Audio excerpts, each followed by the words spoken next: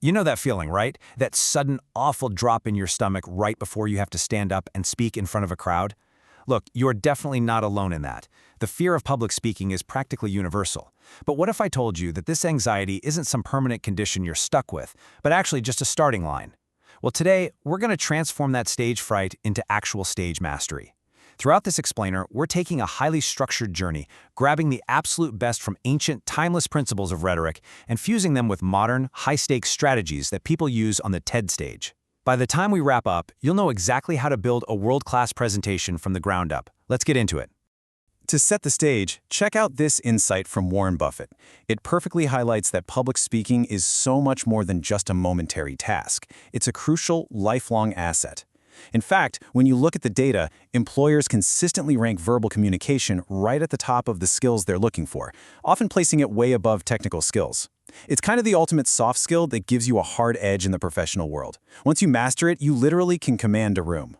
But before we can go out and command that room, we really have to address the elephant in it, the fear itself. I mean, why does stepping up to a podium terrify us so much? First things first, validate your feelings. What you're experiencing is a completely normal, situation-specific social anxiety. Research actually shows it typically peaks right during the pre-performance phase or during the very introduction of your speech. It's basically a biological fight-or-flight response triggered by feeling different, being the absolute center of attention, or maybe just lacking positive past experiences. Recognizing that this is just a biological and psychological norm and totally not a personal failing is your very first step to getting over it. So here is our roadmap for today. 1. The power and the fear. 2. Building the foundation. 3. Crafting your core message. 4. The TED-level polish. And 5. Mastering the delivery. Starting right off with Section 1, the power and the fear. You know, it's funny. A lot of us are fantastic conversationalists, but we just freeze up when it comes to public speaking. Why is that? Well, because while both share the need to sort of analyze an audience, public speaking requires a much more deliberate structure, a very specific purpose, and honestly, rigorous practice. You just can't wing it like a chat over coffee. But here's a mental trick. By viewing your speech as an important, structured conversation rather than some stiff, formal performance where everyone's judging you, you immediately lower the threat level in your brain. Not to physically short-circuit that automatic fight-or-flight response, you need concrete tactics. Before you hit the stage, try some stress-controlled breathing. Focus on moving the breath from your upper chest way down to your diaphragm. Take 3 to 5 seconds for every single inhalation. You want to pair this with a quick whole-body stretch backstage to literally discharge that nervous energy. And finally, use a personal mantra. It can be as simple as inhaling while thinking calm and exhaling while thinking relax. These steps ground your body, leaving your mind free to actually focus on your message. All right, moving to Section 2, building the foundation. It's actually pretty fascinating when you realize the rules we use today, they really aren't new. Back in the 5th century BCE, the citizens of Athens were already developing rhetoric to debate in the public square. By 106 BCE, the Roman statesman Cicero was out there perfecting the canons of oratory. Fast forward a bit to our modern era, and presentation experts like Nancy Duarte have taken those ancient concepts and refined them for the digital age. This evolution leads us right to the highly structured, globally impactful 18-minute TED stage. So while the tools have changed from stone amphitheaters to streaming video, the core human psychology of persuasion, that remains exactly the same. And right at the heart of that ancient psychology is a concept Aristotle called ethos. Ethos quite simply means character. Ancient Greeks and modern audiences alike place their absolute greatest trust in speakers who demonstrate a strong, positive ethos. So how do you do that? By showing up wildly prepared, being completely honest in the claims you're making, and showing a genuine concern for the welfare of your listeners. Think about it. If the audience doesn't trust your character, they are not going to buy your message, no matter how gorgeous your slides are. Which brings us to a crucial point, maintaining your modern ethical responsibilities. An ethical speaker doesn't just want to win an argument at all costs. They're aiming to appeal to the greater good. This means leaning heavily on trustworthiness and fairness, presenting all sides of an issue without manipulating the data. It means stepping away from narrow self-interest and absolutely under no circumstances resorting to personal attacks. When you speak ethically, you truly elevate the public discourse. Let's jump into Section 3, crafting your core message. As you can see from these textbook fundamentals, crafting a message isn't just sitting down and writing out a brain dump of what you want to say. It demands audience analysis first. Who are they? What do they actually care about? From there, it requires building a really logical outline. You have to clearly distinguish between your coordinate points, those are your main ideas that hold equal weight, and your subordinate points, which is the specific evidence supporting them. That clear hierarchy is exactly what makes a speech digestible for the audience.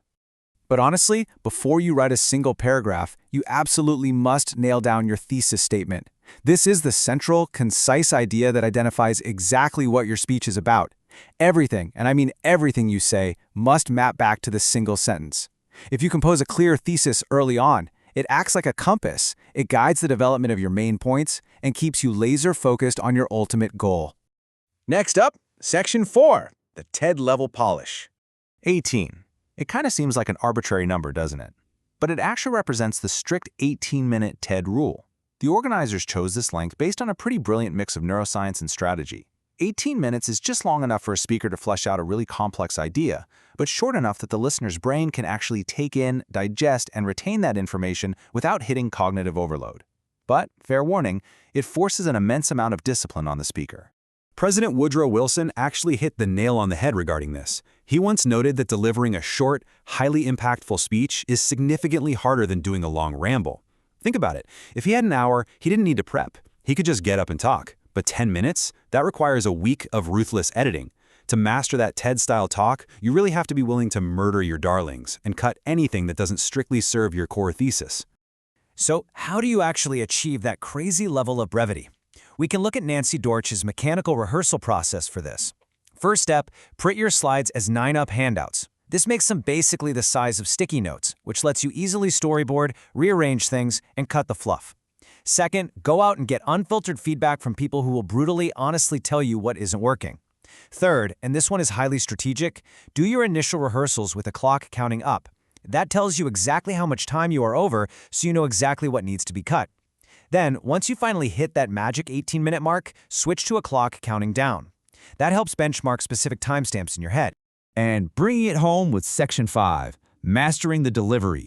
The tactics here are all about building muscle memory and self-awareness. You must videotape your rehearsals. I know it's super uncomfortable, but it cures you of being camera shy and it exposes literally every filler word or awkward facial expression you might be making. Practice making deliberate eye contact and use natural, controlled gestures to help release that built-up nervous energy. And critically, on the actual day of the speech, do one final timed rehearsal. You want to ensure your pacing is locked in before your foot ever touches the stage. Now here is a massive pro tip that will save you from disaster. Always prepare 2 natural ending points clearly demarcated in your speech. Why? Well, because live events are totally unpredictable. You might get a head called and lose your pacing, or maybe the event runs late and suddenly you're asked to cut your time on the fly. Having an early exit ramp built right into your speech lets you safely conclude and still land your core message perfectly, even if you have to skip your final emotional crescendo. So there we have it. We've cleared away the fear, built a solid foundation, crafted a tight message, and polished the delivery. You now have the exact blueprint used by the absolute most effective communicators in the world. The only thing left to ask is, what is your 18-minute idea? Because the world is waiting for it. Who will you inspire next with your newfound public speaking mastery? Take these tools, step up to the podium, and let your voice be heard.